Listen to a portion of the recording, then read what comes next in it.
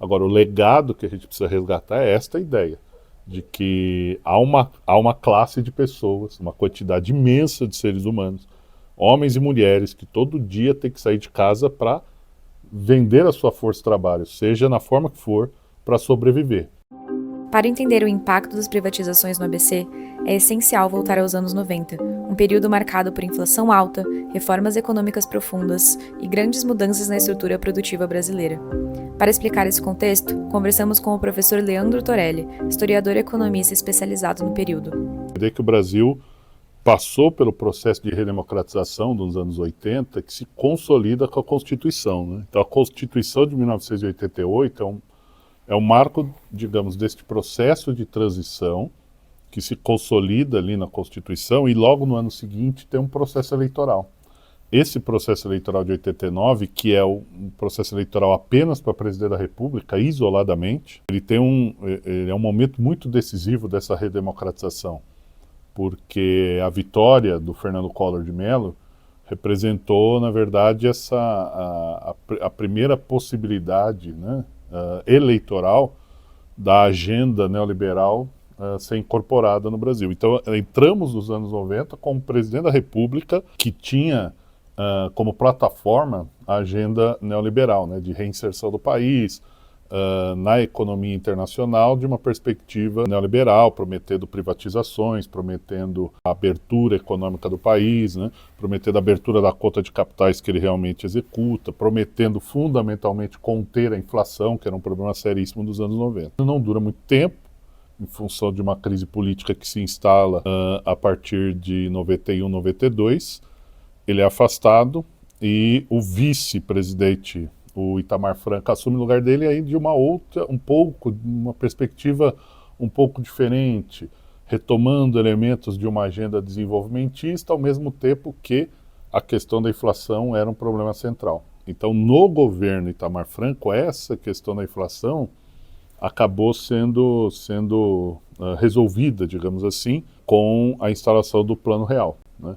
E o ministro da Fazenda, um dos ministros do governo Itamar, teve um papel fundamental e acabou sendo eleito presidente da República, que é o Fernando Henrique Cardoso, na implementação do Plano Real, e a partir dali, sim, nos governos de Fernando Henrique Cardoso, a implementação da agenda neoliberal avança com um processo de privatização significativo, né, do setor de telecomunicações, da Vale do Rio Doce, do setor energético e assim por diante. Aí a agenda realmente avança bastante a partir da segunda metade dos anos 90. Naquele momento, né, o Brasil ainda tinha sindicatos e umas centrais sindicais muito atuantes politicamente, né? Então a CUT, por exemplo, era bastante forte, né, em termos de mobilização, capacidade de organização. O movimento dos trabalhadores, os movimentos sindicais colocaram contrários aos processos de privatização, principalmente em relação ao Vale do Rio Doce, que era um símbolo da era desenvolvimentista, né, do período desenvolvimentista instaurada durante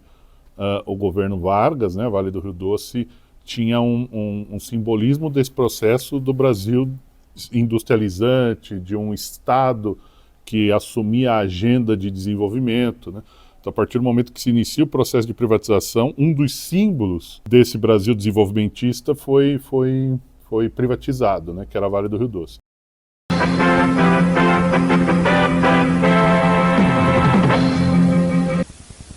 A polícia do Rio de Janeiro acaba de dissolver à força uma manifestação contra o leilão da Vale do Rio Doce. O leilão, que estava marcado para amanhã cedo, foi suspenso por causa de várias liminares conseguidas na justiça contra a privatização da empresa. Os manifestantes estavam desde o começo da tarde na frente da Bolsa de Valores do Rio. Agora há pouco, o batalhão de choque da Polícia Militar chegou e dissolveu a manifestação com bombas de efeito moral. Ainda não se sabe o número de feridos. A cobertura completa da confusão por causa da privatização da Vale você vai ver logo mais no Jornal da Globo. As telecomunicações do país foram fatiadas em 3, 4 empresas estrangeiras que compraram todo esse setor e aplicaram um processo de modernização dos serviços muito rápido e avançado, que teve um peso político interessante para o que vem depois. Quer dizer, a população associou as privatizações ao processo de modernização do setor de comunicações. Então, a entrada dos celulares, da internet, da TV a cabo, elementos que não existiam no Brasil, né, até a privatização das telecomunicações. Então, isso também deu muita força, digamos, ideológica para o movimento, quer dizer, a população acreditando que, bom, as privatizações realmente vão trazer modernização, avanço, né, para o país, e isso enfraqueceu, de alguma forma, também a pauta dos defensores da manutenção da atividade estatal nas atividades produtivas. O que aconteceu com o poder do trabalhador e seus representantes durante o governo do FHC e como isso impactou o futuro dos sindicatos? Quais foram as consequências disso na economia da região do ABC? A região do ABC paulista é uma região de industrialização, principalmente do setor automobilístico, muito importante nesse avanço do Brasil desenvolvimentista. Nos anos 70, aquela região se moderniza brutalmente, né, com uma grande população operária associada às indústrias automobilísticas, e foi ali que renasceu o movimento sindical, digamos assim, depois no final da ditadura, né, a partir de 78, 79, quando começam os primeiros movimentos grevistas, liderado por um certo Luiz Inácio da Silva, né, que era presidente dos sindicatos metalúrgicos à época. Pacaembu, eu dizia aos trabalhadores de Osasco que para cada jogador de futebol famoso que estivesse servindo de palhaço no Pacaembu, nós traríamos um dirigente sindical aqui. E a partir dali você tem o surgimento, tanto do Partido dos Trabalhadores, quanto da Central Única dos Trabalhadores, que é resultado deste movimento sindical do ABC, que se autodenominava um novo sindicalismo, como o historiador Perry Anderson diz isso, né, que o último partido de massas que surgiu no Ocidente é o Partido dos Trabalhadores, né? Nos anos 80, o Brasil foi coalhado de greves. É possivelmente a década mais grevista da história brasileira. Então, o movimento dos trabalhadores, num contexto de inflação acelerada, né, tinha muita capacidade de mobilização, estava associado tanto a uma forte presença do movimento sindical industrial, quanto do movimento sindical do setor público. A industrialização se desacelera, para não dizer que a gente vive até um processo de desindustrialização, e o setor público se enfraquece com os processos de privatização. Então, em ambos os movimentos, digamos, mais fortes do sindicalismo brasileiro, que na abertura dos anos 80 tinham espaço para organizar as greves, para organizar a classe trabalhadora, para tentar mudar as pautas, ambos são profundamente afetados pela política econômica e pela política de Estado implementada durante os anos 90, principalmente no período do governo Fernando Henrique. O sindicalismo vai perdendo força em função da desindustrialização, resultado da abertura da economia e dos processos de inserção do Brasil na era neoliberal, e das privatizações, que enfraquece o movimento sindical do setor público. Então, esse enfraquecimento do movimento sindical também está associado a esse processo de modernização resultante da abertura econômica, né? As regiões, né, daquelas fábricas de milhares de operários vão sendo desmobilizadas, transformadas para cada vez fábricas mais enxutas no uso de mão de obra, muito robotizadas, né? Então eu acho que o impacto do liberalismo também tem essa característica da transformação técnica, junto com os processos de privatização, com a abertura da economia, transformam radicalmente a forma de organização dos trabalhadores, né? E que vai perdendo força ao longo desses anos 90.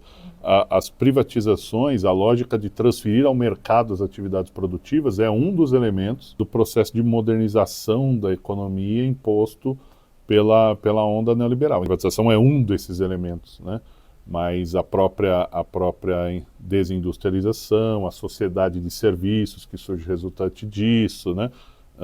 São elementos muito importantes do processo de precarização do trabalho. Quer dizer, os postos tradicionais de trabalho, aquele associado à fábrica, que associava os trabalhadores entre si, que os trabalhadores tinham a percepção de fazer parte de um grupo de trabalho, né, que permite uma organização, quer dizer, temos interesses em comuns, pauta em comum, trabalhamos conjuntamente e tal. Essa percepção vai desaparecendo, né? a individualização do processo de trabalho na prestação de serviços, né, e na atividade de serviços é muito mais significativa, facilita inclusive o discurso do empreendedor, o discurso da meritocracia, o discurso do indivíduo que se realiza por si mesmo. A individualização vai se transformando na característica do mercado de trabalho que facilita, né, os processos que nós chamamos de precarização, né, uberização do trabalho. Nas décadas de 1990 e 2000, enquanto a economia brasileira passava por profundas transformações, os sindicatos também enfrentavam ataques diretos às suas bases, à sua força política e à sua capacidade de mobilização. Para entender essa luta e o impacto humano dessas mudanças, conversamos com o diretor do Sindicato dos Metalúrgicos do ABC, que viveu esse período de perto. Os anos 90 começam com um novo presidente, uma nova promessa, um confisco no bolso do povo brasileiro, tomando poupança, dinheiro que alguém tinha aplicado, independente da origem do dinheiro, né? Então, eu me recordo que à época, eu e minha esposa marcamos férias para viajar e saímos de férias bem na semana onde houve o confisco. Nós perdemos o dinheiro das férias por conta daquilo que aconteceu. Então, uma década que começa de uma forma muito difícil para os trabalhadores. Além deste confisco, desse roubo à economia dos trabalhadores, você tem uma abertura indiscriminada da indústria brasileira. E a partir daquele governo, abre-se e permite-se que muitas coisas cheguem aqui no Brasil. No nosso caso, aqui no ABC, o que mais impactou foram as importações de veículos, né? Então começaram a chegar veículos de outros lugares do mundo e não houve uma preparação, uma discussão para receber esses veículos que vinham de qualquer maneira. Então isso teve impacto direto no emprego metalúrgico. Um mercado onde você tinha algumas marcas aqui vendendo aqueles carros passa a ser dividido com outras marcas que vêm de fora. Com isso a produção aqui cai, sobra-se pessoas e aí você tem um início de um ciclo de demissões. Aqui, esse sindicato especificamente, teve um papel muito importante, uma vez que ajudou a discutir, acho que se eu não estou enganado, no ano de 1992, foi chamado de Câmara Setorial do setor automotivo, e que surge a ideia, por sugestão do sindicato, dos carros populares. Um custo mais barato, isso fez, inclusive, com que retornasse a produção do Fusca. O sindicato foi um ator importante, uma vez que apresentou sugestões que não só viabilizava a continuidade da indústria, mas principalmente preservava os empregos. E esse sindicato discutiu toda essa reestruturação na década de 90, preparando para a virada do século. Dos anos 90, né, sofre ainda com a carestia, e aqui nós tínhamos algo inédito, que era uma holding, que era a Auto Latina, foi durante um período a fusão da Ford e da Volkswagen, uma única empresa chamada Auto Latina. Isso começou no final dos anos 80 e foi até 1996, se eu não estiver enganado. Então, tinha uma relação um pouco conturbada. Você tinha, de um lado, uma empresa com conceito americano, uma outra, um conceito alemão, todas elas querendo se adaptar. Iniciou-se um processo de discussão para preservação de emprego. O ABC paulista na luta sindical, ele é um dos atores preponderantes. Eu acho que no momento certo, né, iniciado no final dos anos 70, colocar para fora o sentimento de toda, ou pelo menos de boa parte da população brasileira. Passa os anos 70 com a história do milagre econômico, a questão da inflação, né, que começa a ganhar evidência, inclusive na imprensa nacional, e aquilo gerava na população um desespero, né? Então você tinha algumas manifestações específicas chamado de movimento contra a carestia. Então você tinha o preço dos alimentos muito alto, o preço dos aluguéis muito altos. Naquele período, o governo controlava, através do regime, a publicação dos índices de inflação. Ainda em meados dos anos 70, conseguiu-se comprovar que se tinha uma manipulação para baixo dos números. A vida dos trabalhadores era muito maior do que o governo apontava. E aquele apontamento do governo era o que estabelecia o reajuste salarial. O poder de compra do salário ia diminuindo porque o governo divulgava um número errado da inflação do período. E os metalúrgicos do ABC percebem isso e começam a brigar por um número verdadeiro. E nós tínhamos aqui à época, acho que em torno de 130 mil metalúrgicos que sofriam isso diretamente, porque tinham muita dificuldade com aluguel, com alimentação. Isso fez com que o pessoal à época se unisse e o sindicato liderar isso, deu voz àquilo que as pessoas estavam falando. Passa a ser também uma luta contra o regime, que talvez fosse o mais complicado. Você vivia um regime de ditadura. Este sindicato passou por 4 intervenções militares. Esta atuação de enfrentamento à dificuldade que os trabalhadores sofriam, de enfrentamento ao regime na defesa por democracia, fez com que o sindicato se tornasse um dos grandes protagonistas da história, no sentido de resistência e enfrentamento àquilo que era o mal que nos afligia naquele momento. A desregulamentação das políticas liberais vindas com o FHC, dificulta a atuação, porque você produz um exército de mão de obra de reserva, que são os desempregados, pressionando os que estão trabalhando, dizendo o seguinte: ó, se você sair, eu estou aqui para entrar no seu lugar. E entro por qualquer salário.